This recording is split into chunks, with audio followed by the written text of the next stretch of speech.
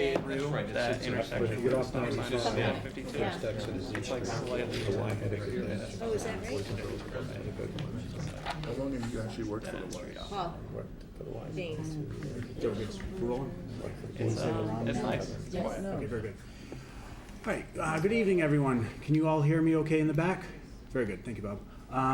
So welcome to the first of what is going to be several meetings on the future use of Highland Country Club. I have a quick agenda that I want to go over with you before we get started and before we introduce everyone. But basically, the purpose of these meetings is going to be to solicit ideas from the public about what we're going to do or what we could do with Highland Country Club. So the land is being paid for by taxpayers, and so what I wanted to do was have the ideas about what we should do with the land come from the taxpayers and do it in a democratic fashion where the taxpayers decide they're going to vote on what the ideas are going to be. So the composition of the committee is basically 17 people plus 2 ex officios. The ex officios are Derek Corsi, he is the Park and Forestry Superintendent, and Gary Arazian. Neither one of them are here tonight. They are basically going to be our subject matter, area of matter experts when it comes to what we can or can't do with Highland Country Club because we would have certain limitations to that. So as far as the process of how we're going to do this over the next several meetings, and there's not going to be an enormous amount of time that we spend. You know, tonight we won't be here for more than 90 minutes, and it doesn't look like there's going to be a lot of people here that would take up our time to go beyond 90 minutes. But basically what we want to do is let the public come in, present ideas to this committee, and then once all of the ideas are done, then this committee is going to go ahead and vote on what ideas we want to adopt. Those ideas are then going to be put together in a document that is going to be used by either me as the current mayor or maybe a future mayor, but nothing is binding. That's one of the important things about this. And so that actually brings me into my my next point with the kind of scope of what we're doing, what the limitations are. This is not a formal committee. It's not anything established in statute or ordinance or charter or law or any sort. This committee is basically a group of citizens helping me decide what the best use is for Highland Country Club. So that being the case, this meeting is not subject to the open meeting law, and we don't have to follow the rules that the open meeting law rules identify. So I have from the Attorney General's office the open meeting law guide, and it says the law excludes bodies appointed by a constitutional officer, that's me, solely for the purpose of advising a constitutional officer, me, and bodies appointed by a public official solely for the purpose of advising the official on a decision that individual could make alone are not bodies subject to the open meeting law. So this may be run a little bit differently than a normal meeting where you have some of, things are publicly posted. But I want to do this in as transparent as manner. So like I said before, the ideas are coming from the public, and then the members of this body are going to go ahead and kind of advise me on what's the best use of that, because I don't want to decide that on my own. I'm certainly not paying for Highland. The whole community is paying for it. So that's why I wanted to go ahead and have a lot of input on this process. So with this also, let me move on to the next point, selection. So let me tell you guys about the selection of the members. I didn't actually count how many I had received. I probably received in the neighborhood of 50, 60, 70 letters from the public asking to be part of this. I probably had a ratio of about 3 to 1 in terms of males to females asking to be part of this. What I wanted to do is make it first 50-50 as close as I could, males and females.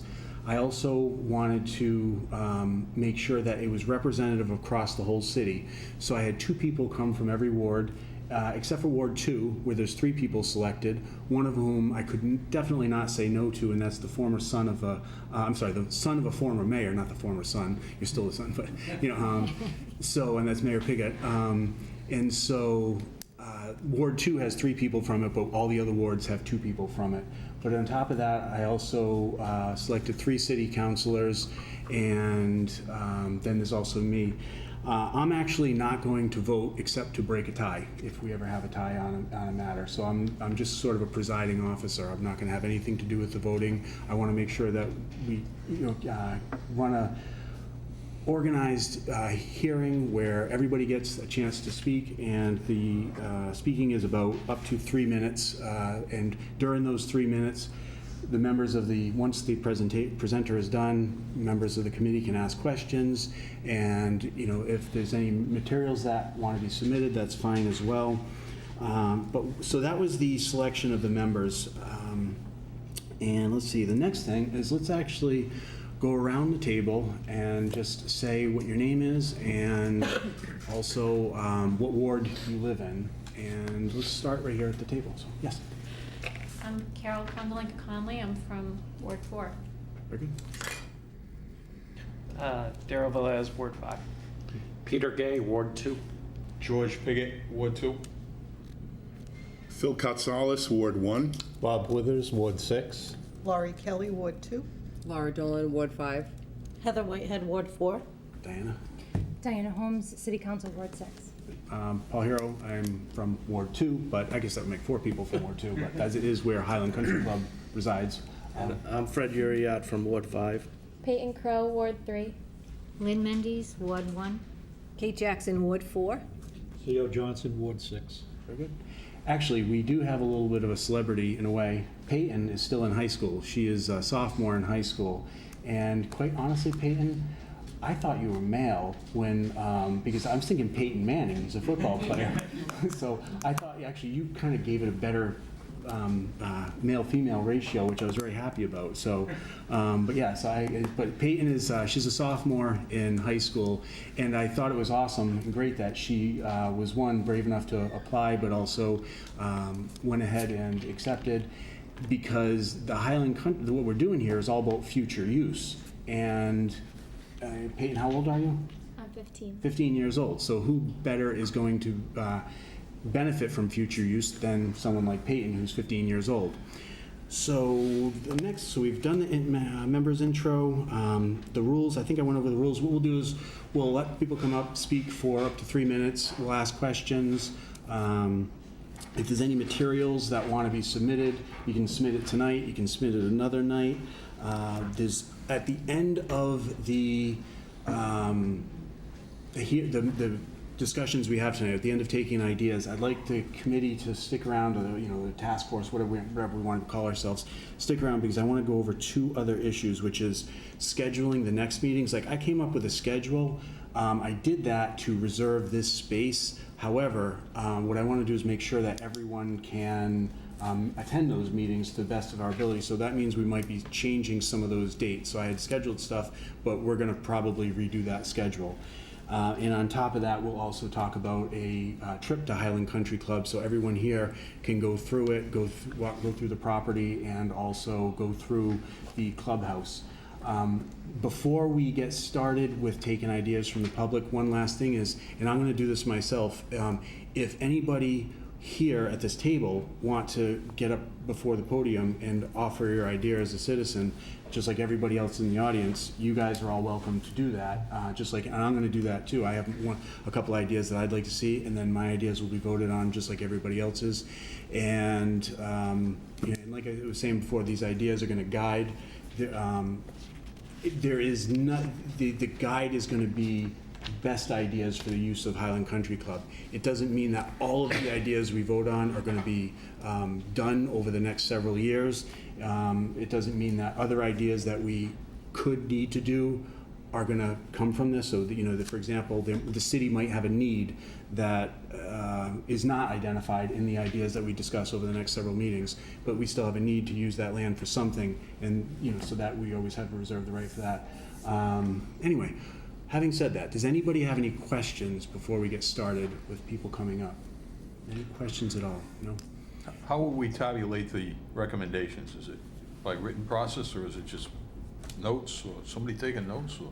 Yeah, this is, that's a very good point. You guys take your own notes, and I'll go a little more into detail about that. So we're gonna first take in all the ideas over, I'm thinking we might have 3 meetings, maybe we only need 2, who knows? But, we'll take in all the ideas, and then I'm gonna be recording all the ideas, and then what we'll do is at the end of that, we might have 2 or 3 people suggest walking and biking trails. That will only be 1 vote, because it's this exact same concept. We might have 5 people suggest a dog park. That will be 1 vote, because everybody had the same idea. We will then go ahead and, so you guys collect your notes, identify what you like, the ideas you don't like, write what you down, write down your thoughts, write down your ideas about these things, and then when it comes time to vote, then you will have your own notes on, that way you don't have to go back and ask questions or anything. You already have it right there for you. So, Darryl, do you need some paper? That's all right. So does that answer your question? Yeah, that answers. Okay, yeah. And then when it comes time to vote, like I said, that's going to just be something that we, go around the table and we identify, yes or no on an idea. And I haven't really decided yet if we're going to do that anonymously or transparently. I haven't really decided, because there's advantages to doing it both ways, anonymously and transparently. So that's something maybe we can talk about at the end, see what you guys feel about that. Anyway, with that said, any other questions? Yes? How about a site map so that we have an idea of what we're talking about when we do accumulate these ideas? Yep, I will get you those. As well as any conservation restrictions or That's zoning what Gary Arazian and Derek Corsi are going to be here for. They couldn't be here tonight. In fact, we probably won't have another meeting on a Wednesday night, because Gary Arazian, this is his time, the only time he gets with his daughter all week is Wednesday afternoon to Wednesday evening. So for that reason alone, we should change this time, the other Wednesdays. But like I said, I wanted to make sure I had something reserved with this space, but we can always change that. Nothing's set in stone. So as far as the site map goes, yeah, and Derek Corsi and Gary Arazian, they'll be able to tell us, actually, it's a great idea, but we can't do it for this reason, or it's a great idea, but this is how we would do it.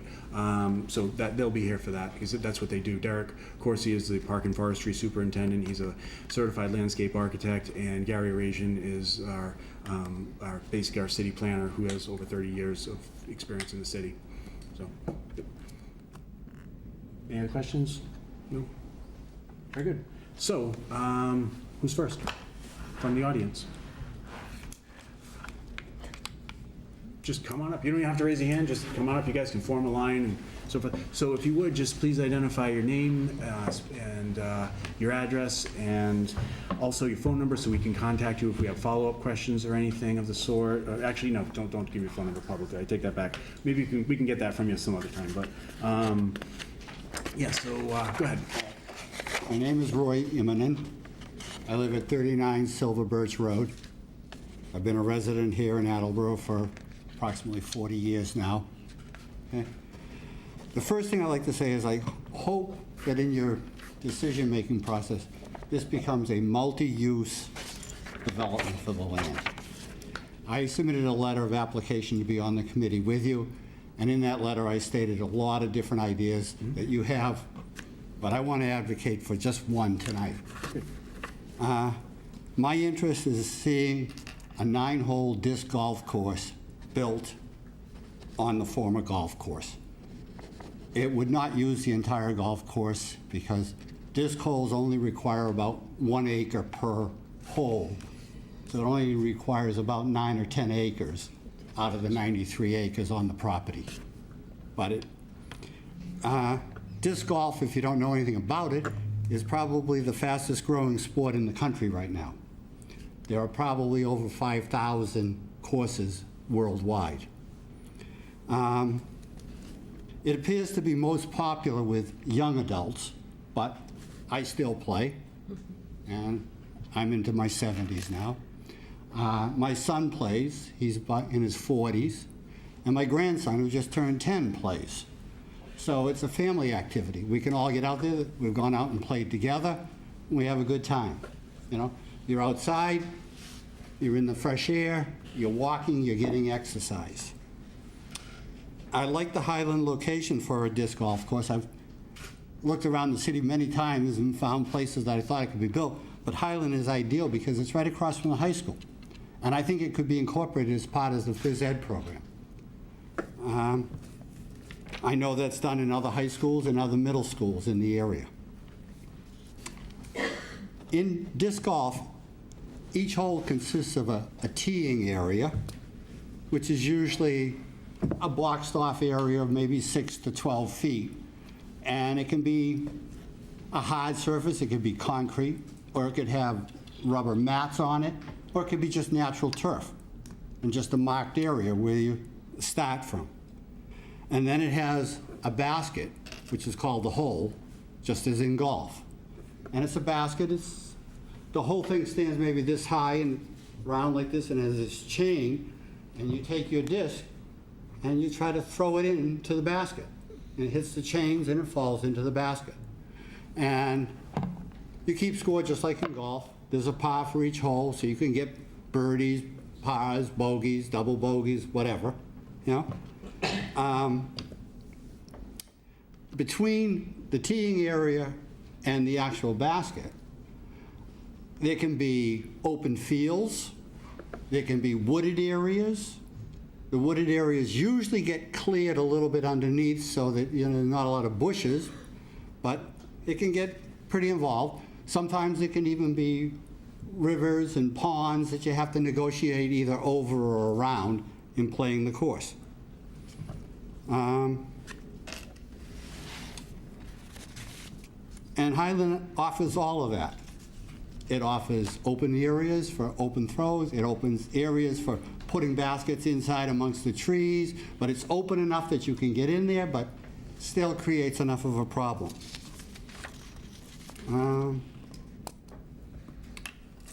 And if you've never seen a golf course, a disc golf course, there are several in the area. There's one at World War II Park, across from the Y in North Attleboro. It's a 9-hole course. It's a wooded course, very wooded, very difficult to negotiate between the trees, but they've cleared it out there and it's taken some work. There's one that surrounds Foxborough High School. It's a kind of open course along the edge of the woods, but again, it maneuvers around the high school and used by the phys ed classes there. And I just recently found out that there's one over at the middle school in King Philip, I guess.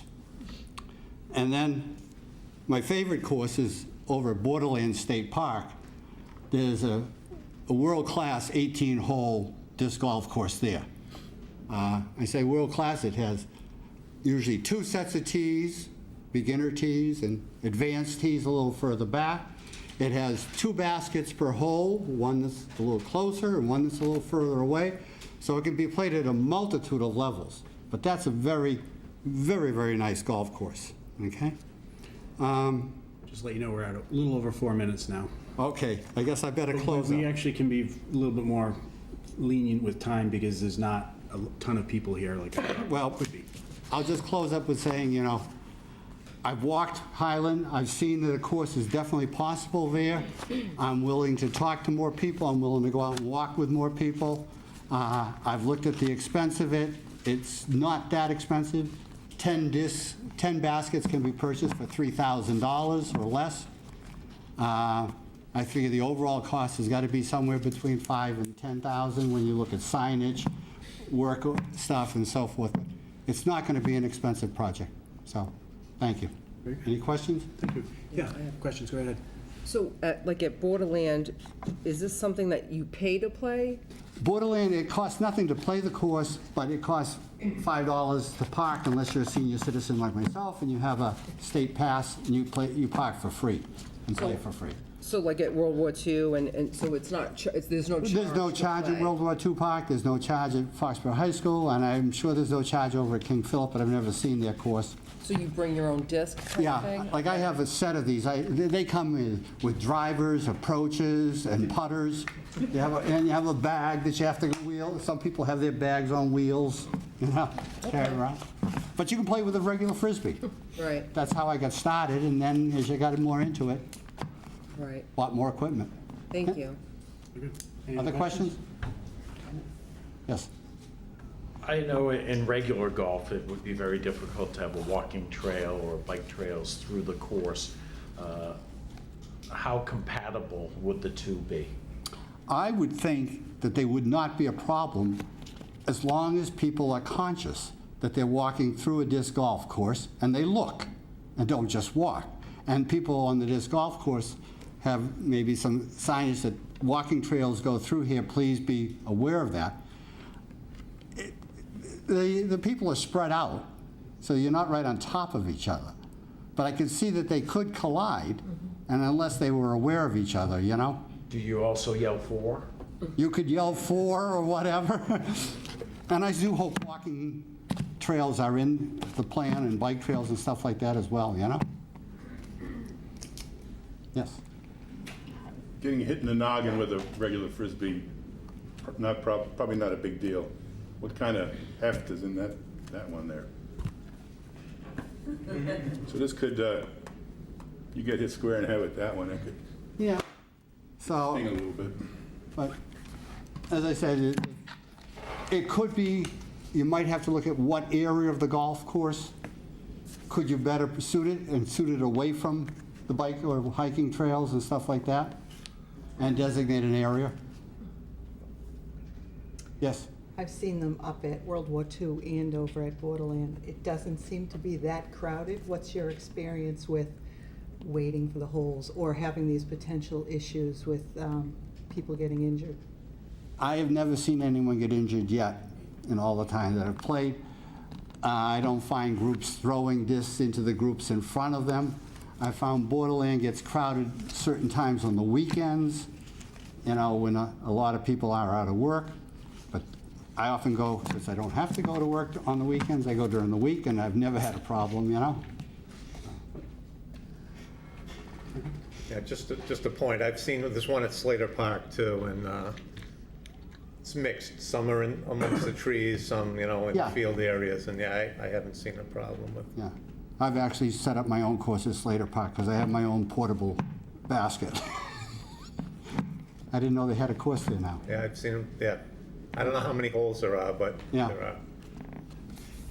And as I said, you could have an 18-hole course, but I'm thinking at this point, just a 9-hole course to get started is enough, you know?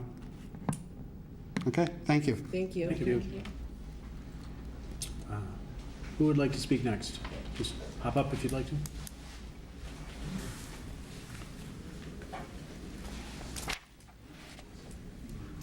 My name is Alan Ashley. I live at 92 Dennis Street.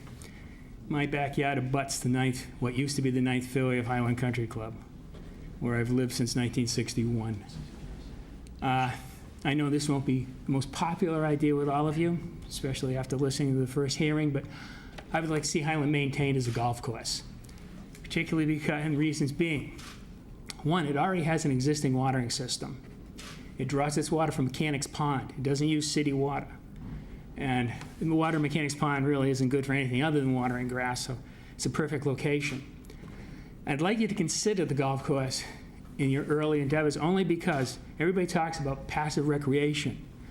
Well, if you use it as a golf course and in 4 or 5 years it's not working out, you can always go to passive recreation. But if you start out with passive recreation, you can never go back to being a golf course. And, you know, people talk about walking trails. Well, after the first public hearing, which I did come and speak at, I made it my daily habit to drive by Finberg Field where they have a walking trail. I never saw more than 3 people on the trail at any one time. So I started going to Ponce Buick because I told that was the big place to go walking. Again, I never saw anybody using the walking trail there. There may be 2 or 3 people. I think we have enough walking trails in the city. You go scattered. There's ones off of Richardson Ave throughout the woods. The Conservation Commission has walking trails everywhere. And I would recommend that, obviously, that the golf course the city would lease it out to a management corporation to run it. Now, the mayor, in his own document that he produced before the first hearing, had 3 companies that supposedly approached him. He also listed 20 to 30 municipal golf courses within the state that are successful. By making it a golf course, it's also a revenue-enhancing endeavor for the city. How much depends on the contract you work out with the leaser. And also, on another point, you're trying to figure out what to do with the clubhouse. Most people who hold weddings at golf courses hold them because of the view they get out of the golf course. I know I held my wedding at Highland Country Club, and part of it was everybody liked the view and liked seeing the golf course. Right now, you don't have that, and I don't think people want to look out there and see the weeds and the growth that's there now. I want to see amphitheaters, or I heard someone talk about a zip line, which I'd love to see the city handle the liability on that sucker. But I just think making it a golf course, there is no place in Attleboro right now other than Stony Lee for people to play golf, and young people are getting more and more interested in the game of golf. You can see this at Max Links in Norton. I participated in Dennis Walsh's clinic for the kids for several years, and there is a growth thing there for the kids, and that's something you could certainly use the golf course for, to bring them into the game and teach them. And there's a lot of good things you learn from golf. You learn integrity. You learn all kinds of things. It's like I said once before. It's the only game you actually call penalties on yourself. It's just a great opportunity. But I think it should be maintained as a golf course. I mean, there's too many walking trails now in the city, and people are not using. Thank you. Thank you. Sure, Is George. it still turnkey, or have some of the contents of the facility been auctioned off? I think it's all gone. I don't know. I just wander out every now and walk around. Everything's gone. Okay. Yeah. I go out on the golf course and see the coyote tracks and the deer tracks. I know you've been involved with golf in the Attleboro area for a long time, but 40 years. yeah, my concern, and I'm not opposed to the golf course by any means, but my concern is, would it be at this point cost prohibitive considering the condition of the course? What would the price tag be to bring that back? And, who would be responsible? Would it be a golf management company that would come in and pay for all the work that would be needed to? And that's something the city would have to work out with the management company, but, I mean, the longer you wait, the harder it's going to be. Like I said, my wife and I go walking out there all the time, and we have for years, and the fairways and rough could probably be revived fairly quickly, but the greens and tees, are getting to the point where they need to be dealt with. I'm sure, I can't go grass in my own yard, but I'm sure the golf course management people, can do that, because that's what they specialize in. Peter. What do you know about the John Parker Municipal Course in Taunton? Only that I played it a few times. I've driven by it once. I've heard terrible stories about it. The no watering system, it was in worse condition than Locust Valley, yet it survived for decades. I have now learned they have put in a watering system there, and they're doing much better. Do you know anything about that? Or no, but I better, bring it to that point. You know yourself, Highland has a state-of-the-art watering system. And, well, you must know Captain's down the Cape is a city golf course, and they're quite successful. And there's several around, within the state. I know. I just think it's something you should consider first before going to the others, because, like I said, once you go to past rigors, you can't go back to golf. And I think there's a need for it in the city. Right now, you have one golf course, and you used to have 3. And they draw most of their people from Rhode Island, so that's kind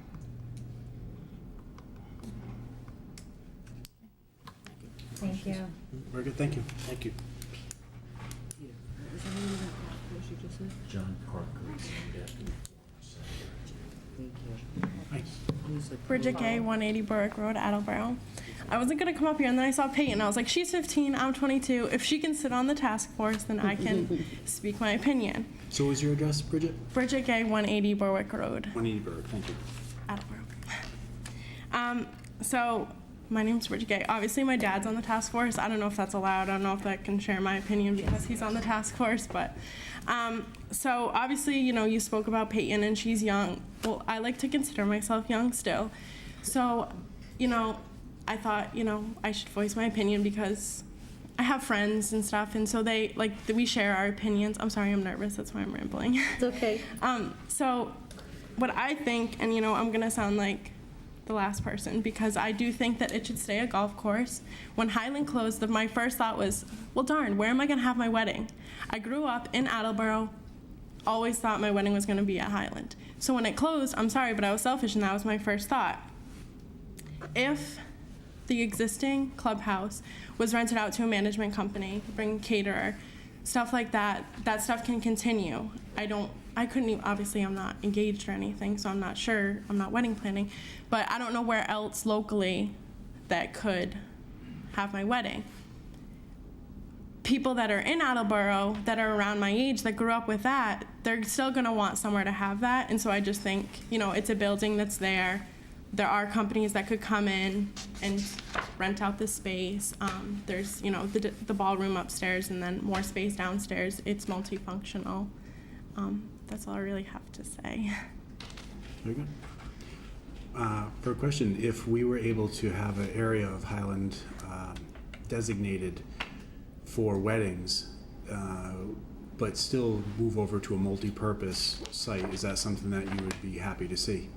I think using the space that's there already is helpful. So yeah, I do think so. I mean, I'm impartial to it staying a golf course, but I think using the space that is already there is something, if it's walking trails and stuff, then it still could be used as a space for weddings and stuff, I think. I just wanted it to be a golf course still, but I think it could be, used together. Very good. If that answers your question. Questions? Cool. Thank you. Thank you. So that was 2 minutes and 10 seconds. We can give her a refund. She gets credit back. Yes, sir. Dan Allen, 75 Rome Boulevard. Dan was? Dan Allen. I'm going to sound like all three of the people so far, kind of, because being an avid golfer in the area, I know when golf courses close, we're disappointed. My golf group is disappointed. We're currently usual golfers at Heather Hill, which is closing also, of course. But just like the last girl that was up here, it must be lucrative enough to keep the clubhouse, because that's what Heather Hill is planning. If they're going to close down all 27 holes, those golfers need to go somewhere. So I would like to see the golf course at least explored as an option also, because I agree with the gentleman that was up here that mentioned that once you give it up as a golf course, you basically aren't going back. I agree with that too. So I'd like to see it explored as a golf course first, as a community run, which wouldn't necessarily have to make a profit to be successful, but as long as it broke even, being public owned, that would be good. If it can't be maintained as a golf course, then I'm all in favor with the gentleman that talked about disc golf. And being a teacher at King Philip, I know that course was put in last year by a friend of ours and know a lot about disc golf in the area, and it is something that obviously young people are getting into. We've played many different courses all over the country. The ones that we're from the Midwest, the ones out there are much more numerous, much more prevalent, and heavier use. Out here, we see people all the time, and we get talking disc golf. We saw somebody in southern Rhode Island, and they were driving all the way up to Borderland because that was the first good one that they could find, and that's their usual place.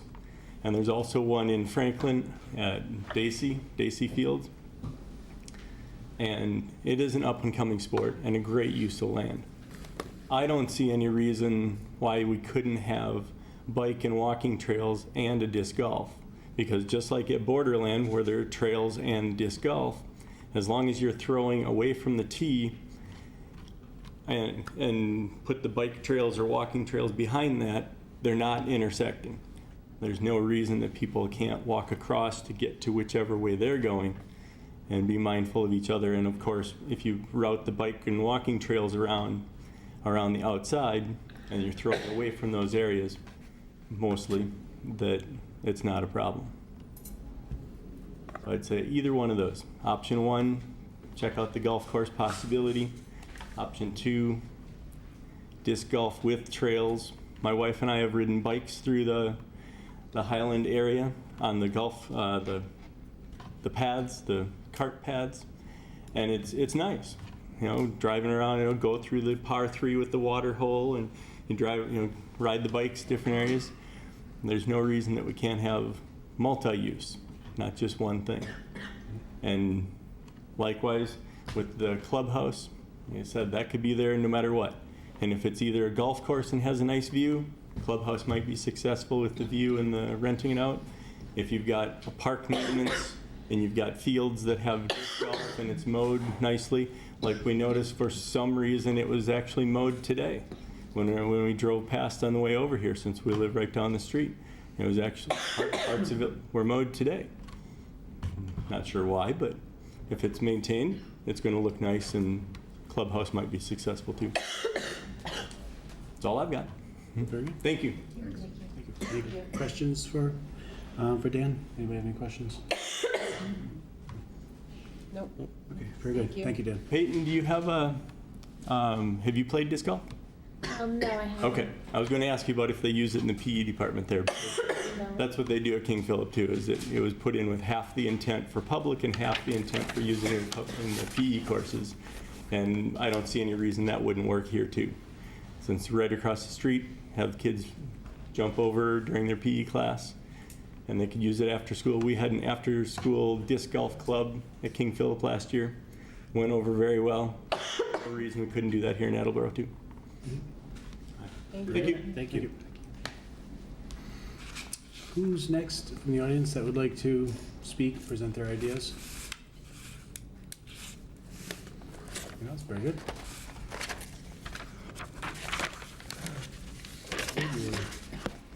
Name and address, if you'll be so kind. I'm Dan Smith, 589 Newport Ave. What number of Newport Ave? 589. Thank you, very good. So I'd love to see it as more of a multi-use sport facility. So soccer fields, field hockey, lacrosse, those types of fields are more plain, straight, open grass. You could still have the bike walking trails around some of those fields. They would define the borders of the fields. But we have a need. Those sports are growing constantly in the city at the moment. We're constantly fighting. I'm involved with Attleboro Youth Soccer. We're constantly fighting for additional space, field space, trying to schedule all the games in at the right time while also not wearing out those fields. We do obviously have space around the city, but it's a fun game trying to schedule all the different games, all the different practices. Having additional space would help tremendously. We've played a lot in Mansfield. They have a large complex there that they can make use of. All of their fields are in that one place as opposed to scattered in multiple places. They've actually been able to use it for tournaments on, I think they're on a Columbus Day weekend tournament. Ends up being a great event for all the kids. You can get a lot of people there. You can get multiple families, multiple teams playing. And they run throughout the entire weekend with those fields. So that's, I guess, my idea. I'm not sure how much of the space would work for it, but obviously it wouldn't necessarily need to be the whole thing. Just enough for a handful of fields, parking, whatever else. Could you rattle off the list of sports you would like? Again, the fields. I caught soccer, lacrosse. I thought I heard softball, but maybe I didn't. Field hockey. Field hockey. Was another one. Lacrosse, soccer, potentially football. Okay. Did you trying to stay a little bit away from baseball, softball, only because they're kind of not. You can't. It's hard to play some of these other sports on top of the fields. Okay. Very good. Thank you. But anything where it's mostly pure grass. Very good. Question? When you talk about playing fields like this, are you talking about something like the size of Ponce and Hewitt, or larger, or on the same scale? Maybe on the same scale, but more dedicated without the baseball fields in it that make it harder to play other sports on it. Okay, thank you. How many soccer fields does Attleboro have now?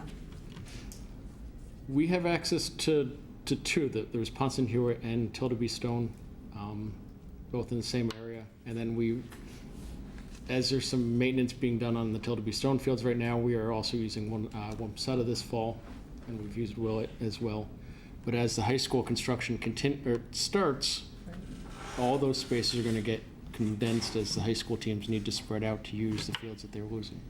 So are you saying that you have to juggle the fields for in-town teams for just the towns, or is this as well as to accommodate traveling teams? It's both. The main juggle, because it's the larger group, is the in-town. They have fewer practices, so it's a little bit less time, but there's more kids in that program, so they use more space at one time on Sunday afternoons. We also do have the travel program where it's always an Attleboro team involved. They're always playing one of the travel teams, but they're coming in from, we go as far north as a little bit north of the Mass Pike and maybe even further north.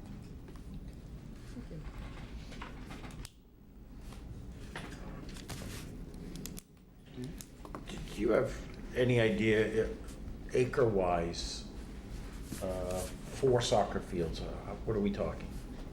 Quick research I saw was it's a full 11v11 field is about 1.3 acres. So if it's 4, I can't do the math that quickly, but it's about 9-ish acres, 9.2 acres or so. Plus you would need parking for whoever's attending. Well, some of the younger kids use like smaller cut-down fields, like They do. I've seen So in Dodgeville. What ends up happening, an 11v11 can get cut down. About half of it is a little bit smaller than a 9v9, and then part of that can be a 7v7, and then you can even go a little bit smaller within that. Clearly, you can't play all of those at Right. the same time, but you can line several of those fields together. Dan, do you hold a leadership position with Attleboro Youth Soccer? I do, but I'm not here necessarily representing All right. Attleboro Youth Soccer. I'm here. I'm asking because maybe you know, because I don't know, the New England Sports Village, were they going to be putting soccer fields in, and would you folks have access to that for travel? My understanding is there was plans for that. Where those are, I don't know. I've heard a lot of rumors about what's going on there, and none of them have sounded good in the last couple of years. But and in terms of our access to it, they're private business. We never ended up in negotiations with them for anything. But right now, you have adequate field space to support your entire program, correct? In a challenging way, yes. We do end up, especially during the week for practices, we are shuffling teams around, trying to find space for them to play. And especially as we have some maintenance going on, so we don't necessarily have access to everything. Like I said, we've had to use Wamsutta and Willett. I'm not sure if you're familiar with the Wamsutta fields, but they're not necessarily the best fields to be playing on. There's it's hard rock underneath the soil. The grass isn't necessarily as maintained as some of these other fields. But once the Upper Dodgeville fields are finished, you'll no longer have to play at Wamsutta. You'll have basically a brand-new soccer field up at Upper Dodgeville, correct? Yes. We do, during the fall, we have always traditionally used Wamsutta, Upper Wamsutta in particular, for the travel program, for their their practices, and as an alternate field. The Ponce and Hewitt field has a tendency to it has drainage issues at times, even with the new drainage in there. A day like today, we probably won't be on it until Friday or Saturday at the earliest at this point, even if it stops raining today. And in those cases, when it's too wet, we need to move the games over to Wamsutta or wherever we have our alternate fields. And it is a battle between not a battle, I should say. There's a lot of negotiation when teams are moving around as to where they're going to go. So if their practice needs to move, is travel practicing in place of an in-town team or vice versa. So it's really when there's inclement weather, it makes it more of a challenge. And it would be nice to be able to have all of those at one location. So instead of having travel at Ponce and Hewitt until to be Stone and in town until to be Stone, having them all in one place and potentially being able to play them all at one day would be less of a strain on the program. Let me preface this question by saying I was here the night the city council unanimously voted to purchase the property. I was ecstatic, but I heard loud and clear from them that it's a very tight budget and it's only going to get tighter in the meantime. I should probably know the answer to this question. I don't, and maybe you can help me. Do organized leagues pay anything for the use of those fields? Because there is a cost in maintaining those fields. At the moment, no. The way the finances work right now, none of the youth programs are paying the city to use the fields. We maintain them in terms of the equipment that's being used on them, paint those baseball. I'm not sure exactly how baseball's maintaining theirs, but I know we're maintaining our own equipment, paying for all the personnel, insurance, and all that. But the actual field use, we're not paying at the moment. Other towns, it's a different story. Mansfield, as far as I understand it, is self-sufficient in their program. Other towns, the same way, they're paying for their own maintenance or mowing their own lawns, that kind of thing. Thank you.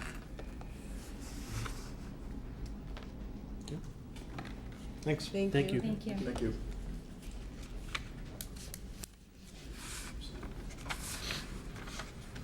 Who would like to speak next? Just come on up.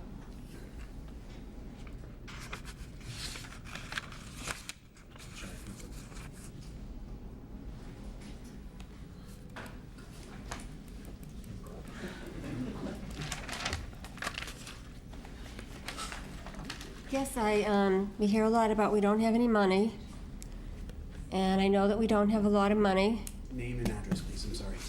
My name is Roxanne Houghton. But what we do have is a donor in the city. Address too, just for everybody else. What? Your address as well. I'm sorry, what? Address. 13 Eisenhower Street. But what we do have is a donor in the city who offered $50,000 to the city to do trails. It seems to me that's, at this point, all we would have money for.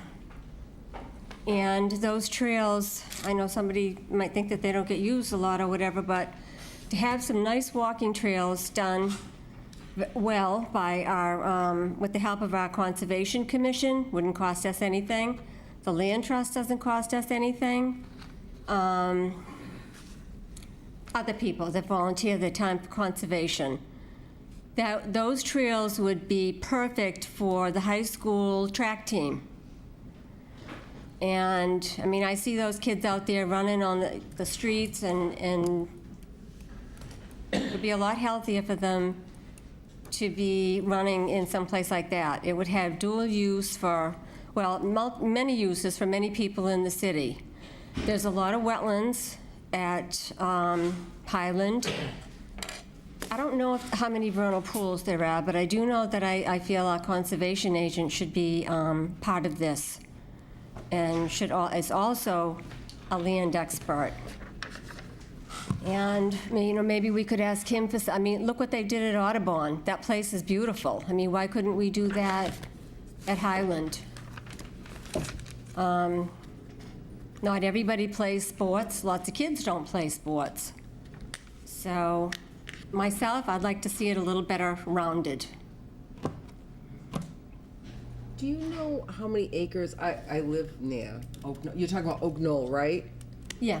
Do you know how many acres their walking trails are? Do you have any idea? No, but I know they expanded when they partnered with La Salette down there. Right. But that's beautiful in there. I know. And that's also a family event when they have, you know, they have night walks where they teach kids about owls. Yep. And educate the kids about amphibians. You know, that stuff is important too, you know. And I would hate to, I mean, we're losing land every day, open space. And I think that, well, I would humbly ask you people to think about open space, and for the people that don't do sports, and for the money factor, because we have $50,000 to work with. That's my story. Thank you. Thank you. I have a question. I was at the tournament at CPC Boston on Labor Day weekend. The what? The golf tournament at CPC Boston. Oh, okay, yep. And they have a number of walkways similar to the new walkway the city put along the river behind Cumberland Farms and so on. Yep, I've been there. Woods. It's an absolutely beautiful walk through there.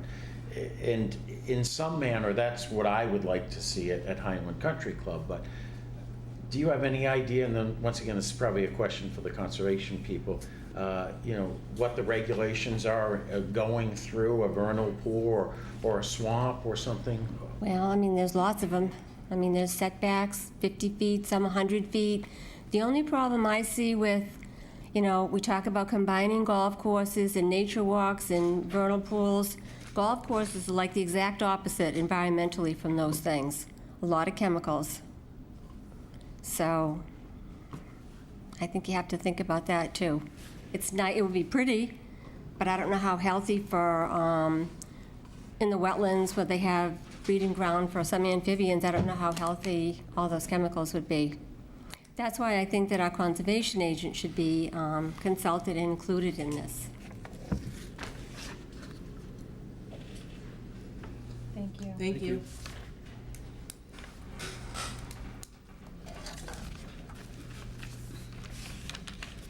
Good evening.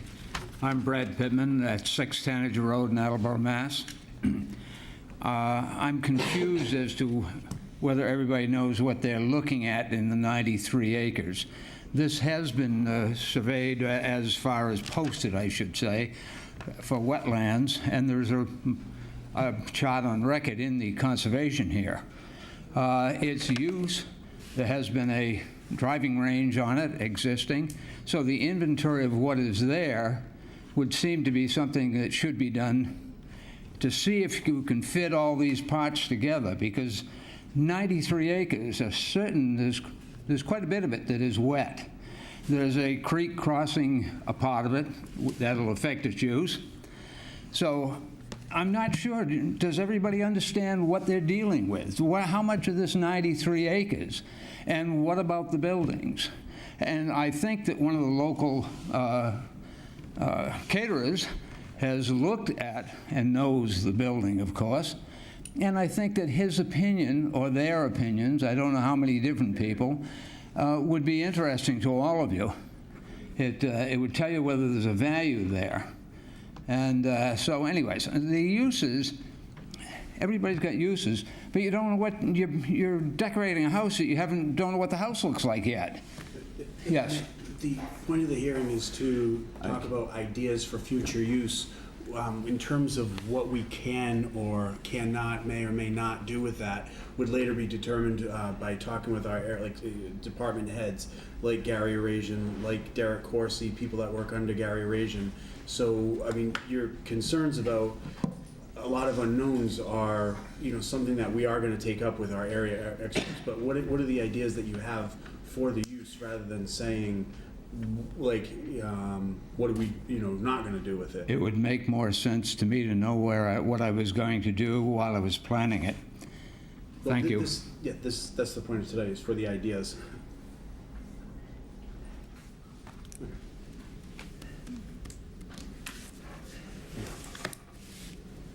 Hello, my name is Diane Benziger, 104 Dennis Street. Diane, how do you spell your last name, please? B-A-E-N-Z-I-G-E-R. Thank you. My yard abuts the 9th green.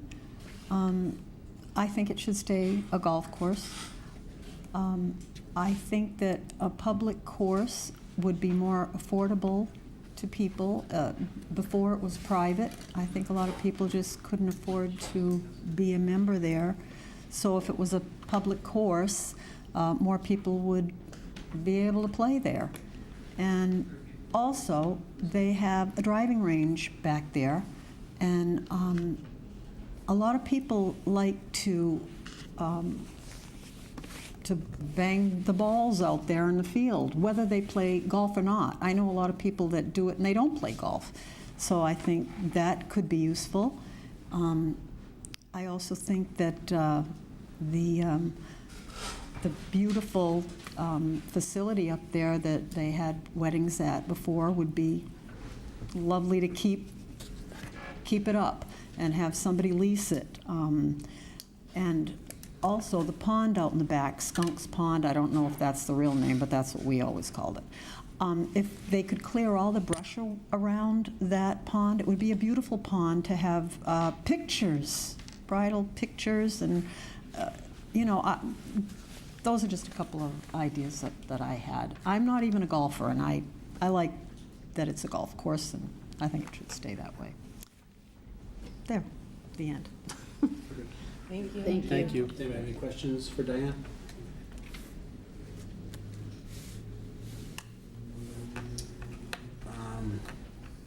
That was a record.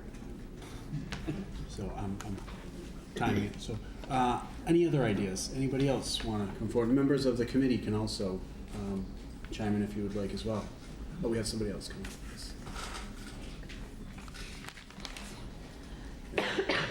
Yes, sir. Your name and address, please.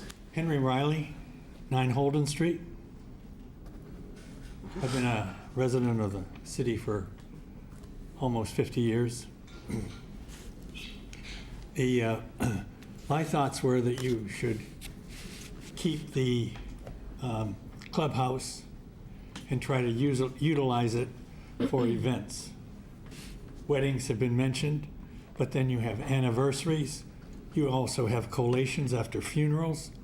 Of course, some of those, the weddings and anniversaries can be planned in advance, but you have to have some flexibility because you have no knowledge of when you're going to have a funeral collation.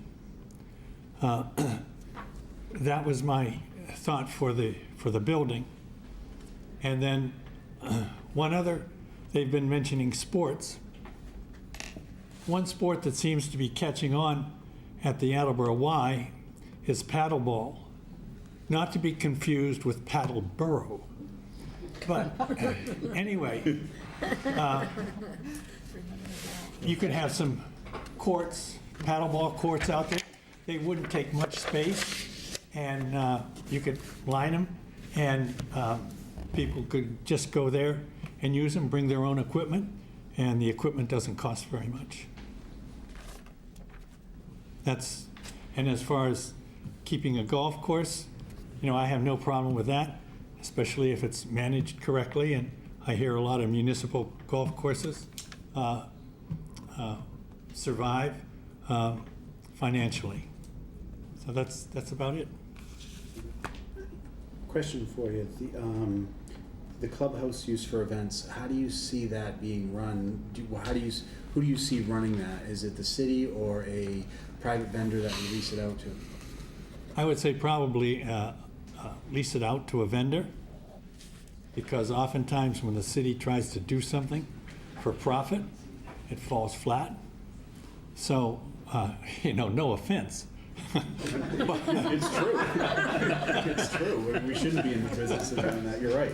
But anyway, have a vendor do it, and then the key there would be marketing. And as someone said, that if it's a public golf course, and people would get the feeling that it's more, and it's city-owned, it's more for them to use. And also, another thing to take into consideration, in the last several years, quite a few halls for parties and what have you have closed, like the Knights of Columbus Hall in South Attleboro, the Knights of Columbus Hall here in Attleboro, and the Knights of Columbus Hall in North Attleboro. There's 3 areas that used to be available for parties and what have you, and they are no longer in existence for that purpose. Could you go over that paddleball field again? What exactly that would involve? It's smaller than a tennis court. Like clay or grass? Or?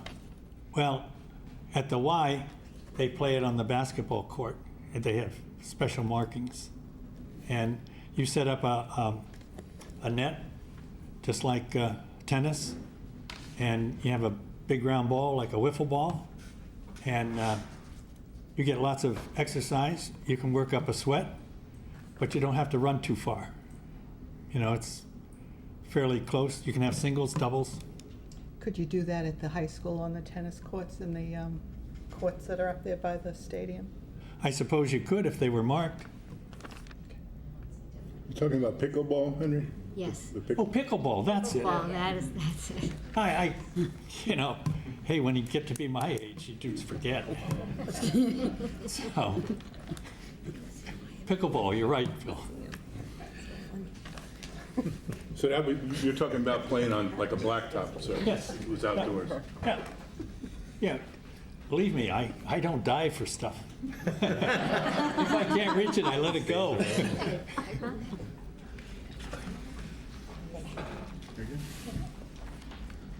Any other questions, anyone? Thank you. Thank you. Thank you. Thanks, Henry. Thanks, Hank. Anybody else from the audience or the task force up here? Anybody else?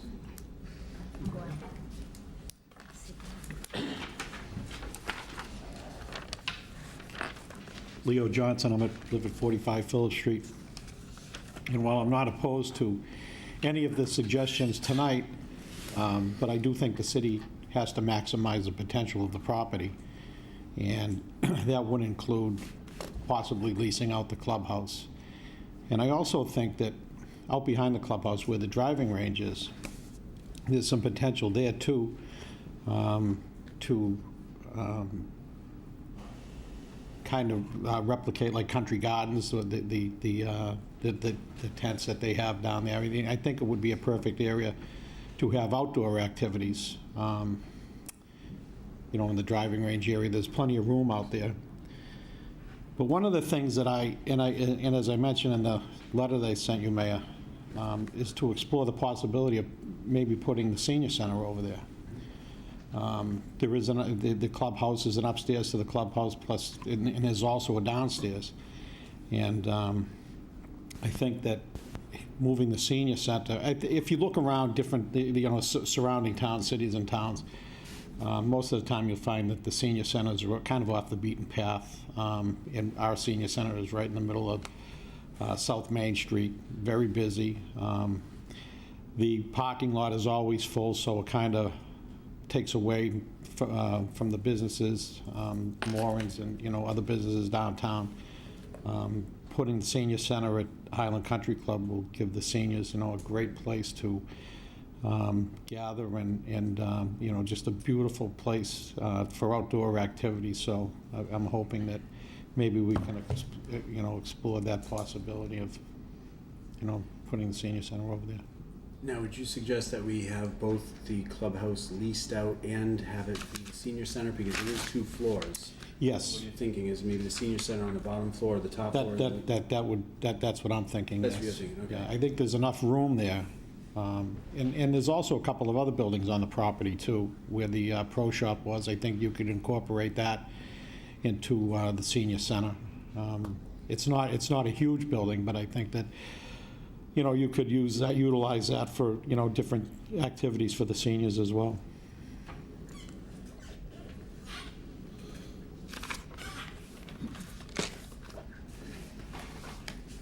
Any questions on it? That's all I got. Thank you. Can we just talk from right where we are? Do we have to go to the podium? Can. Yeah. Yeah. Well, I'm gonna sit down and do it. Go ahead. You look good up here. Bob Withers, 872 South Main Street, Attleboro. I just retired a year ago. Started playing golf. I was playing at Highland Country Club on Wednesdays, and first of all, I'd like to see it remain a golf course. If that's not possible in the way it is now, perhaps even scale back to like a par 3 golf course. Not so much like the Wading River course, which is really, really short, but something similar to Firefly that just closed also. So that would be my first idea. And I remember hearing Martin and Bob Blum from Fian, cross-country coaches, talking about that possibility. I think that's a great idea. I think we could run state meets and things there, having a facility like that, all open like that. So I thought that was a pretty good idea. So I'm just kind of throwing out some things there. I like that. I like the idea of leasing the clubhouse. This golf idea, that sounded good. So that's, in the practice area, Leo, just gave an idea. I thought that was pretty good. It's flat. If we needed more fields, I thought that might be a good location for a field. I don't know firsthand, but it seems like lacrosse is growing. I drive by Dodgeville on Sundays, and it is very busy with soccer going on, and I just think we needed more fields. It's flat, it's cleared, there's parking there. That might be a possibility, too. So my ideas.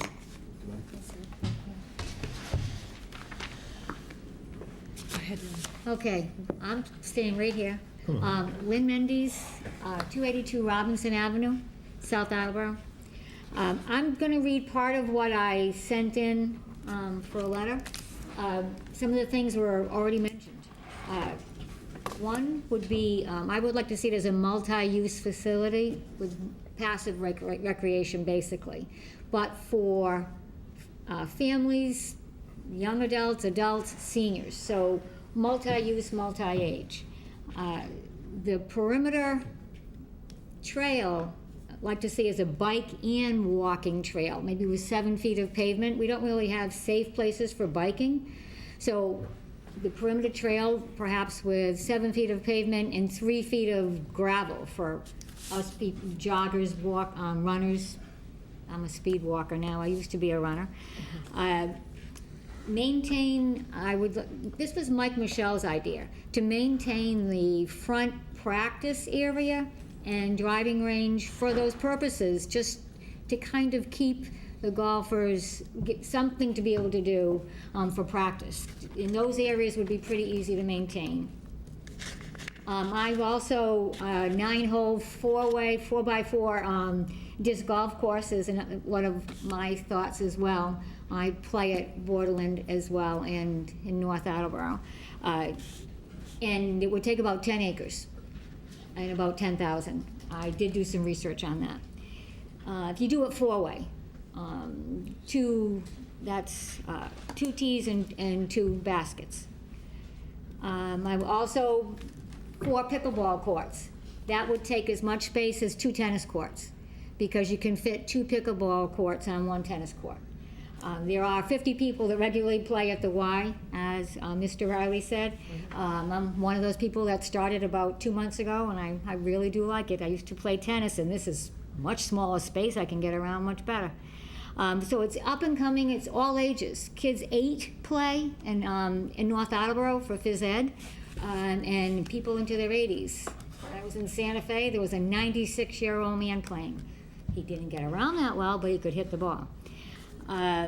Another thing I'd like to see would be an area, and this is something else that's in Santa Fe, outdoor workout facility for adults with like Nautilus type equipment that is made to go outside for an area for adults. The bike trails could be, bike and hiking trails could be used for cross-country skiing and snowshoeing in the winter. That's another use of that. And I think it would be plenty of space to also have like a 2-acre dog park. We have a half-acre one that is very small. In 2-acre, we need something that's larger, and that would just take up a couple of acres. So multi-use of the area is what would like to see. I have about a few other things, but that's the gist of it, of what I have. The dog park you mentioned, that we currently have. We have a half-acre one at Pond. It's pretty small. Where is it at?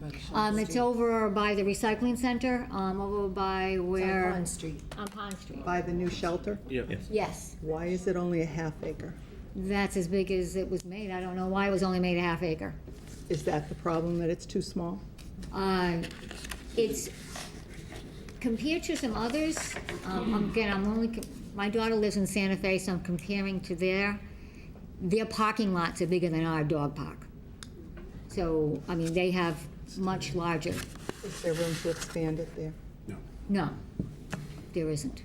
It's if you haven't been there, it's worth stopping by, take a look. It's pressed up against the wastewater treatment plant, and this the wastewater treatment plant is Sledgeville on one side, and then on the other side is the road going through it. So space is pretty limited to where it is.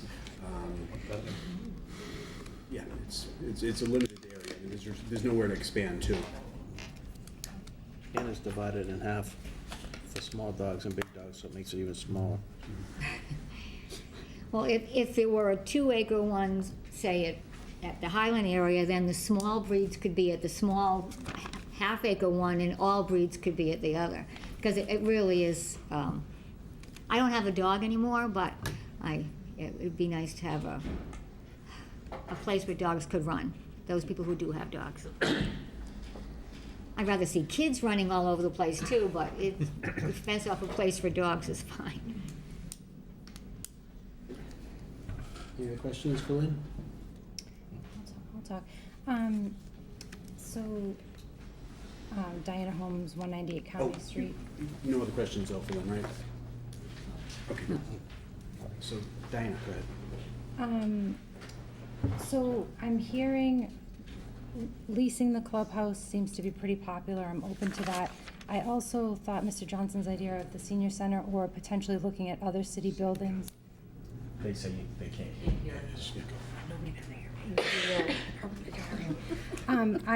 So I was saying that it seems like it's pretty, we're getting consensus about leasing the clubhouse, but I also like Mr. Johnson's idea about the senior center, potentially seeing if there's other buildings in the city that do need repair, to figuring out what the best use of that is. I'm also open to the YMCA downtown, there's 2 of them now, not Pleasant Street, but the downtown one. It would be great if we could somehow incorporate that in. I don't know if that means selling an acre or what that exactly means, but every suggestion had to do with exercise. Every single suggestion, disc golf, multi-use for soccer fields, field hockey, trails. So I think that there seems to be a common theme with that, and I'm certainly open to it. With disc golf, I mean, there's one in Foxborough, North Attleboro, Easton, Rentham, Pawtucket, Franklin. Do we need one in Attleboro? I'm not sure. It seems like it is popular. But I also really liked individuals who talked about the high school using the land as well. If I can jump in, so right now, we're not actually doing the deliberations on the ideas, we're actually just offering the Oh, okay. ideas. So, She's on council still. yeah. I'm summarizing what I heard and what I think. Sorry, We will but have a okay. we will do that Okay, at a later time. I'm But I sorry. mean, if you have ideas, any original ideas. So I think exercise, I'm open to the building being leased. I like seeing if there's a city, if the building could be used for city purposes, and that's it. Thank you. Take the city councilor out of the city councilor. Yes, so, that's it. Sorry, Laura will be. Anybody else from anywhere want to present new ideas, or talk about old ones? Yeah, Rob. My name is Robin Salvis, 47 Sherman Street. What's the last name? Salvis, S-A-L-V-A-S. And it's 47 Sherman Street. So with the consideration of possibly moving the senior center to the downstairs of the Highland, just want to make sure it's handicap accessible. It is. It is? It is. Okay, because that's a consideration if we consider. And the accessibility for the seniors, because, you know, it is downtown. And I think that having an 84-year-old Nana that doesn't think she's elderly, because she serves the meals to the elderly every day. She prepares the meals. That's one thing she loves about it, is that it is downtown and that many of her elderly friends have the availability to attend the senior center because it is downtown. You know, they can do the dial-a-ride, they can ride the bus, they can walk over from Christopher Heights. So that's why a lot of the seniors like the location of the senior center where it is now, is because it is downtown. So I wonder if moving it to somewhere like the downstairs of the Highland is make it not accessible to the seniors. It's maybe something we need to consider. Do you have any ideas for Highland? I like the idea of Highland being left open as a banquet facility. I recently learned today that Ralph Ogwin has retired. So there goes my hope for Country Gardens as a wedding place maybe in the future for one of my children. Who knows? So, you know, there goes another place as a possibility of a function facility. So, you know, we are getting very, very limited in the city. I am not opposed to having it left as a golf course at all. I don't play golf. My daughter and son-in-law, who do not live here, they live in New Hampshire, they do play golf. And they do play at a public golf course because they're not wealthy and can't play at a private golf course. My other consideration with, if we do lease out the banquet hall, for those of you, Mr. Gay, I'm just going to pick you because I know you do play golf, those golfers going to expect to have somewhere to go after they play golf. Because I know Highland has always entertained their golfers after. Well, whoever would operate, let's say for argument's sake, he opens. Right, so that's my question is. He would have the option to then operate something downstairs. But if it's a senior center, that option would not be available, is that correct? Well, that's something we'd have to consider. It would be something that would certainly deter a company from leasing. Right, so that, if we just, it's going to be one decision or the other. Our golf is going to want to go there if we make that a senior center, and there is no option for a refreshment. I don't care if it's a Coke or a bottle of water, or a burger or a beer. Said the magic word. I don't drink. I haven't drank since I got married, and I wasn't old enough when I got married, so, just saying. But I did have my reception at the Knights of Columbus in Attleboro, whatever's at the end of that Mechanic Street thing. Yeah. That's been closed just a few years ago. But anyway, we are limited of what facilities are available to have any kind, whether it be a coalition, whether it be a bridal shower, a wedding reception, and I did notice, I have to say, as your little girl talked, that you couldn't even look. And that makes me sad because I know you and Patty had your wedding reception there. And, many people have. I did not. I had mine at the Knights of Columbus. But, so anyway, that's something we have to think about. People, if we make it a golf course, and I don't care, I think we can have a golf course and maybe have mixed use as well. Does anybody have any questions for Robin? Very good. Thank you, Robin. Thank you. Thank you. Right now, it's 8. I'm going to speak. I'm going to say it. So George will be last one to speak, and George, sure. Yeah, George. So be the last one to speak, and then after that, I want to go ahead and go to a couple of housekeeping issues that have to do with the scheduling of the next meeting, as well as coming up with a time that we can all go down and do a little field trip to Highland Country Club, so you guys can actually see what it is we're planning out, in a way that you haven't been able to see it before. So, Okay. Go ahead. So I'm taking that I can submit several ideas here, but I'll be real brief. Okay, and I'm submitting them. I have no preference on this at all. Everybody and the address too? I know. George Peggott, 24 Burnt Drive, Attleboro. So I really have no preference. I just think it's important that we throw out these ideas. I look at this as a benchmarking type exercise. That's what, from the corporate world, which you are not benchmarking, but brainstorming type sessions, you just throw the ideas out, consider the criteria, the feasibility. So one of them was mentioned that they were going to put a parking lot to stage the material for the high school, right? So from there, they're going to stage that material and they're going to move it over to that site. So that's a second move.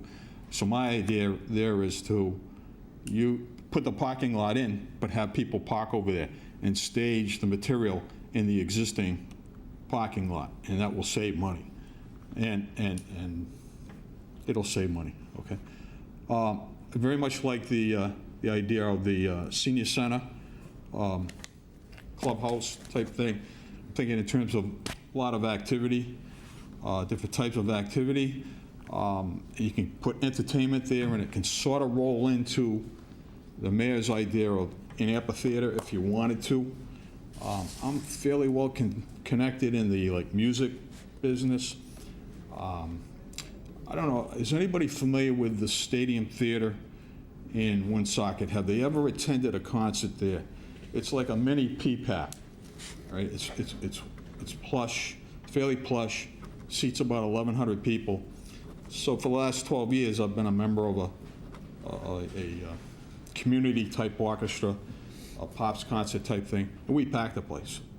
So there's a lot of potential there for community orchestras and things like collaborations with Wheaton College.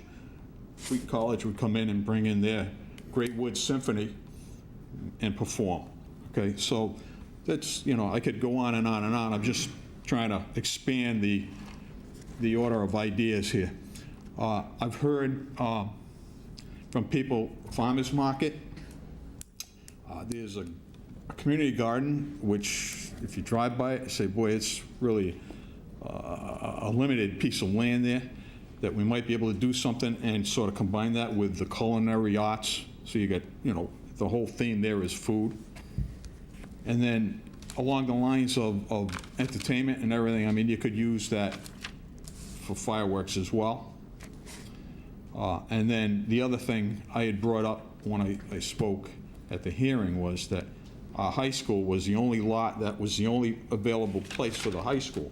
So at some point, Willett or another school's going to need another, going to need rebuilding. You say, well, where do we go now? We don't have any more land. So I would reserve some of that land for the potential future school. So that's it. Those are my ideas. Any questions? Good ideas. Thank you. George, when did your father serve as mayor? My father was the mayor from 65 to 71. 65, 71, yep. Yeah, so 3 terms. Very good.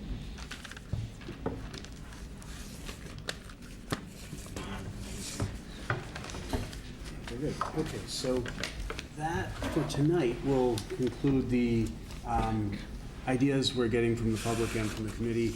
That's not the end of the ideas. We'll have a couple more meetings. Now, I had previously scheduled something, and just to kind of be a placeholder, but I want to go ahead and change that with you guys now. I want to make sure we had something on the books. But let's see, Wednesday is probably not the best day to do this. So the next one was scheduled for the 26th, September 26th. But let's not do Wednesday. How about, now, does anybody have a problem with doing it on Thursday the 27th at 7 o'clock? Anybody have any problem with that? I can't do either. I have my 50th reunion at the Cape. Okay. So 2 days. I can't do it, but I can always watch the replay on TV. No, let's go to the next week. How about, well, maybe let's go to the week before. How about, Week before is next week. That's next week. that's next week, yeah. Next week is Wednesday the 19th. Can anybody not do Wednesday the 19th? Well, Gary thought you didn't want Wednesday. Oh, that's right, I said that, yeah, I can't do it. Okay, how about Thursday the 20th, excuse me, you're right, thank you for I can't Thursday. do that. We have the recreation commission this Thursday. Well, that's right, yeah. Thursday the 20th. I Can can't anyone do that. not do Thursday the 20th? Starting at 7? I can't. I can do the 27th, though. I can do the 27th. How about, no, we can't do Tuesday. Tuesday, city council meets in here at that How about time. Monday? What about a Monday? Monday, can anybody not do Monday the 17th? Monday, can you do Monday the 17th? What about the Monday of the 26th? What is that? 24th. Well, how about Friday the 21st? No Friday. I don't think I you didn't can do do Friday. it. No way. I had to ask. Okay, how about Monday the 24th? Can anybody not do Monday the 24th? Sold. Okay, Monday the 24th is it. Okay, so that's the next meeting. And let's just go ahead. You know, rather, how do you guys feel about this? Do you want to plan? We have Monday the 24th. That's September. Yes. Yeah, September 24th. Do you also want to plan the third meeting, or do you want to take that up next time? Well, that's a Saturday one. I think that's good, the 29th.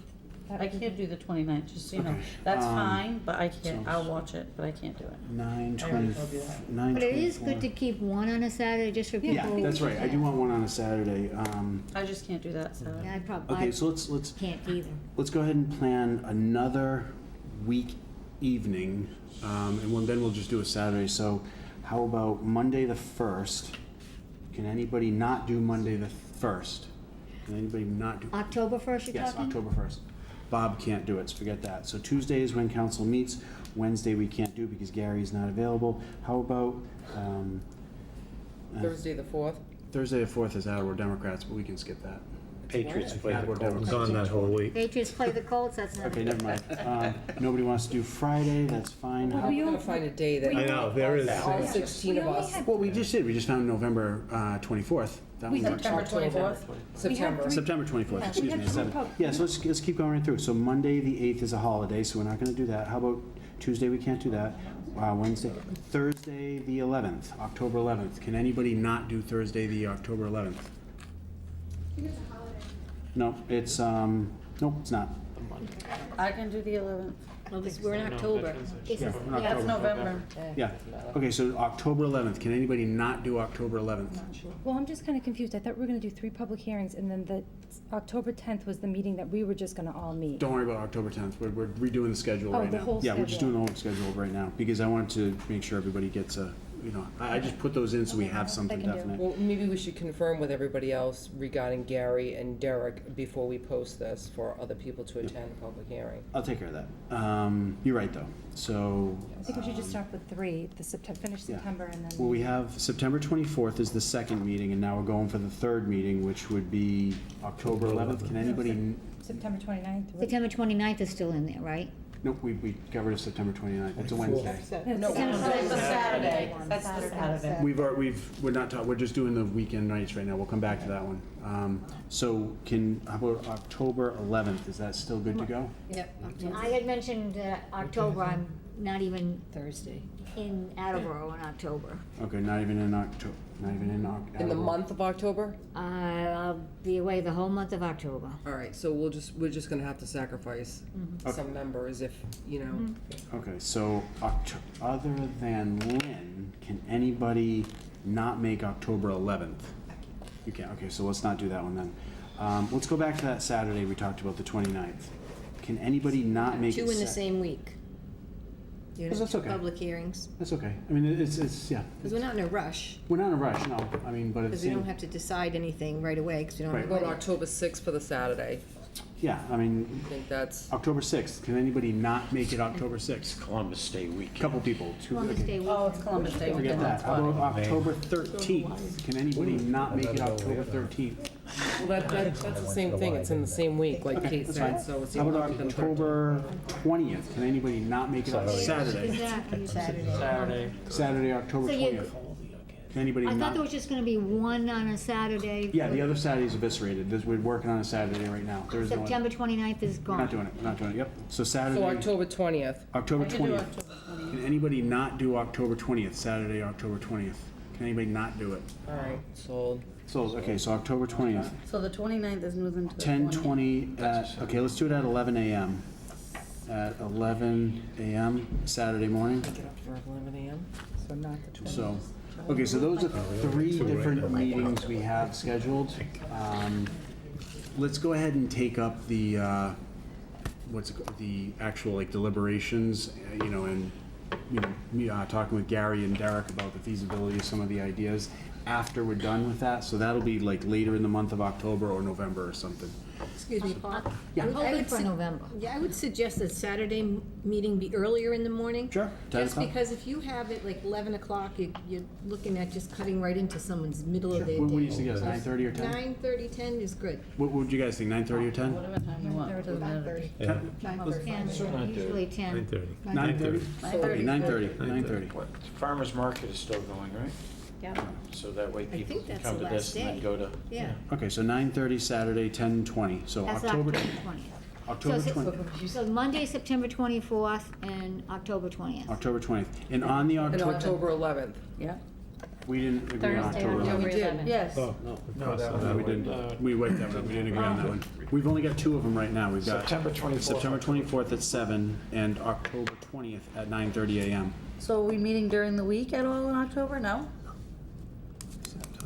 We weren't able to find a day that we all agree on. We can all work it. So, yeah, like Kate said, we're no rush. I mean, there's no rush to do this. Okay. And we can all be gathering ideas from other people, too, and doing some research on some of the things that we have heard. Okay, so going forward. Can we repeat that whole thing now that Yeah, we've got it so so we had our first hearing tonight, Yeah. and the second one is going to be on September 24th at 7. Yeah. And then the third one is going to be October 20th at 9:30 in the morning. That's going to be the Saturday one because some people can't make it during the week. And so we're doing another weekday after that? We're going to do another one, no, we're going to have 3 regular meetings, and then after that, we'll just do like a meeting where we deliberate, where we actually hash out the ideas and talk about them. All right, so we're having 2 more public hearings and we're done with that. Yeah, we'll do 2 more public hearings, then we'll be done with the public hearings, but then we're going to have a deliberative session where we actually hash out the ideas, talk about them, before we vote on them. Have Gary Arasian and Derek Corsi here to bat around those ideas, and then if we can even if there's time, then maybe we can vote that time. So, but we'll take up when we're going to do that on the 20th.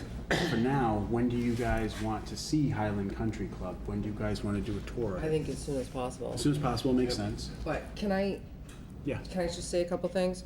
So what I'm thinking is, I think we need the tour as soon as possible, but I also think, I wonder if, I don't know if Gary and Derek could attend the tour or whatever. I think that if we could talk to Gary, Derek, Conservation, like if they could, before we have all these public hearings, so that we know what's off the table. So if Derek came in here and said, there's absolutely no way you can do pickleboard or pickleball. You know what I mean? So like if they could prepare us, so that way we don't waste our time considering anything or discussing anything that we know cannot happen. We could do that. On the other hand, I don't want to suppress any ideas anybody says. Like if somebody comes up and says, oh, well, we can't do that. But I don't want to spend time researching things that we can't do. We're not going to worry about that. That's what we have Derek and Gary for. Okay, next on my list, or maybe that you could supply, so I think we need a map and what's usable land and like, with all the acreage, mileage, everything that would help us. Okay.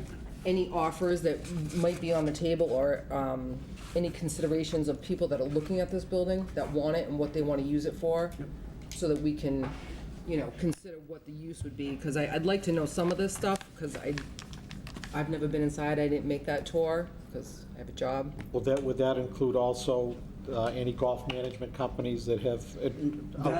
That would probably, okay, I think the purpose of what we're trying to do is identify the future use, not to select a vendor. And so that's getting a little bit too far ahead, because when it comes time to select a vendor for either, if it's going to be a caterer, for example, to lease out the clubhouse, or if we say, okay, let's go ahead and try and go with the golf course, we actually have to go to bid for that, and that's beyond the scope of this committee. There's a whole a procurement process that we have to follow, that you guys don't have to worry about that. What the idea here is say, okay, let's kind of steer it in this direction, and then once that's the direction we go, and then, the administration and the people on the second floor, they will help facilitate that.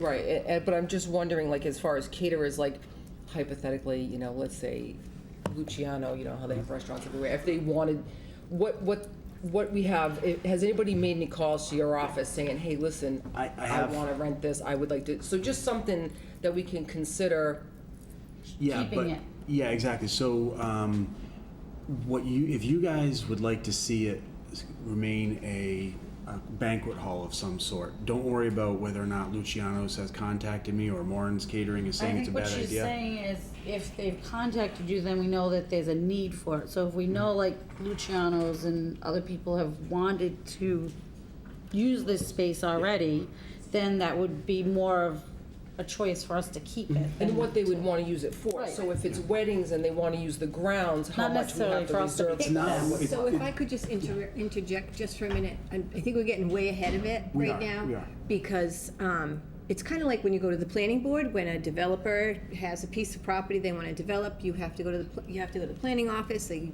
take a look at it at that point. At this point, we're just taking input, thinking about all these different ideas. At some point when we have discussion, Gary, Derek, whoever else from conservation is in there too, telling them, we're all kind of more thinking, we want to keep the banquet hall, or we want to keep it a golf course.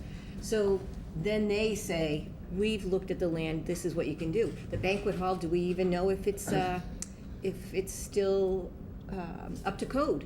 So, you don't know if any of the buildings are still adequate enough to operate under as they are, or would they have to I be? think you would So know once- that first before you're wasting all those public hearings, hearing all these things that people are bringing up that you might not even be able to do. No, not necessarily, because the ideas that are coming to us and that the ideas that you guys are saying, yes, this is the direction we should go in, those ideas, nothing is binding. So this is kind of a guiding document, but nothing is actually, and it can't be binding. I mean, there's no really way to make it binding, but it's to offer legitimacy for me or any other future mayor to say, okay, these are ideas that came from the community and were vetted by members from the community.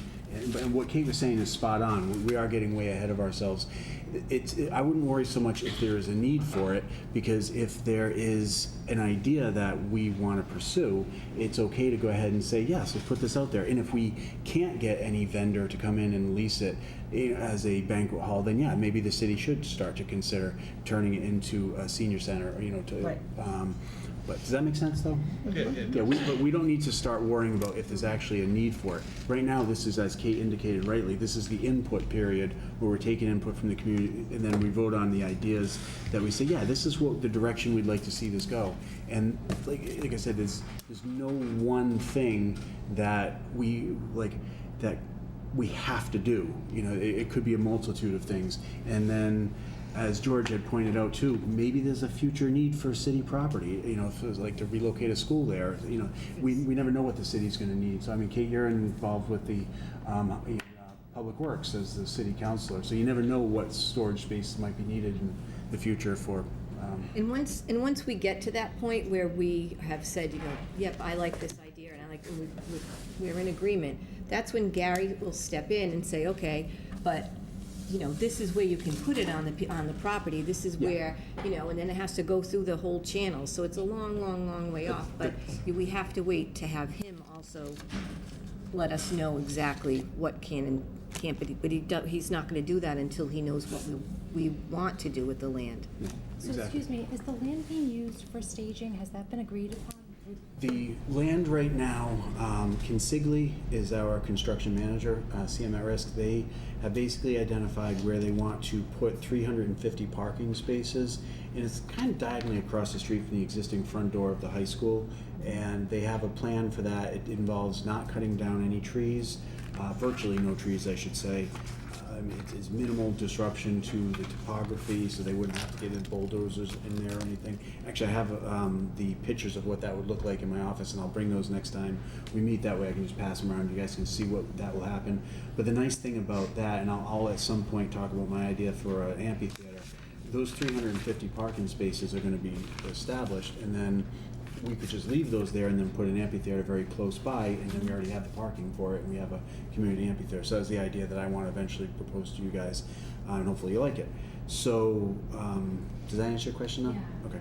Can I just, It's already planned then? It's schematic. That particular corner of it is something that we would like to do with that land. I mean, it's are we going to do it? I mean, really the decision that rests with me was whether or not we're going to do that. And yes, we're going to go ahead and create a parking lot for 350 cars in, I think it's it's that corner that's basically right across the street from the high school. It's temporary. It's temporary for this construction of the high school. Yeah. But that eliminates the golf course. That's what I was just. Well, it may or may not. We could go ahead and rebuild the golf course. I mean, right after that. But if we don't do that, we are going to have 350 cars parked on Rathbun Willow Drive and all over that neighborhood. Has they considered using the existing parking and letting them walk, take through the golf course? I mean. That's not even close to 350 spots. Yeah, it's that has not been discussed to my knowledge. No, and actually I have what day is today? Wednesday, Thursday. So I have Friday morning. I'm going to be going to the architects in Foxborough that we go to every other week. There's a meeting we have every other week, and that's something I could ask. I don't know if Consigli would be open to that, because that might be a quarter mile to a half mile walk just to get to their construction site. Yeah. Can I make a suggestion that we circle back? We had a meeting date scheduled for the next hearing and we canceled it because the one representative couldn't make it, could we use that day potentially to go see Highland and get that on the books? If you guys would like to. Which one are you talking about? Whatever the next one was supposed to be, I did not bring my I calendar. think it was the 26th. 26, but that would be at night. We'd have to go Dark. during the day. Can we potentially be a little earlier? We can go Does anytime that you work want. with anyone? I mean, I have the keys, so we can go anytime you guys want, so that's up to all of you. So Um, if we did Wednesday the 26th and just met earlier, like at 5 or go for a couple of hours, So Wednesday, the. what do you, is that, just to tour Highland? Yeah. Dark. Well, It's gonna be getting Five? darker. Do it at 5. 5 o'clock will be okay. It's It's not gonna be dark. no, 5 o'clock will be just that's- fine. we're in a So we're week, talking yeah. about Wednesday, the 26th at 5 o'clock? 2 weeks from today. 2 weeks from It's 2 weeks today? from today. Another suggestion, how about that Saturday that we were going to meet, 29th? 29th. Well, that'd be good too. Saturday morning, then I'd you've got rather all do day. Saturday morning for that. What would you, I mean, I can do either one. Okay, Heather You can can't, definitely go with them, but I can't. we want you to see Could it, we do yeah. 2? We could do 2, yeah. You have the key. I do. Yeah, I've already got that 29th booked off, so if we did Saturday the 29th Well, how about- at 10, that'd be fine. Why How about- not? We have the 26th, Wednesday, the 26th at 5. Do we have a Either group one. of people that want to do that, Wednesday, the 26th at 5? I mean, how many people would want to do it Wednesday, 26th at 5? I could do that. I mean, I can't do it. Okay, good. So, Do either one. I could okay, too. so I'm gonna go ahead and do that. Highland Country Club tour. Okay, so we'll meet at 5 o'clock on Wednesday, the 26th. In the And then- parking lot? In the parking lot by the clubhouse, yep, so, and then we also have Saturday, the 29th at 10 a.m. So that was a meeting that was already scheduled for some, but we'll just meet at Highland for a second tour of Highland Country Club on that second time. So those who couldn't be there for the 26th could be there on the 29th. Exactly, yeah, and if you can't be there on the 29th, hopefully you got there for the 26th, yeah. Or if you So want to do both. if you want to do it. Do you want to walk So- around here? If you want to see it at night, so you know what a function hall would look like at night for those evening weddings, you know? Saturday. Question, I don't know, because I'm not doing that. I'm still a bondholder, so I received a letter October 10th. The trustee will be going to the bankruptcy court. Do you have any idea how much actual debt they will be paying off with the money? Because I've been told there could be anywhere from $300,000 to $500,000 left over. Now, if it were a private corporation, that money would go to the stockholders, et cetera. Where Highland was a not-for-profit, it can't go to the bondholders. So I've been told by a bankruptcy lawyer that the trustee would designate a nonprofit for that $300,000 to $500,000 to go to.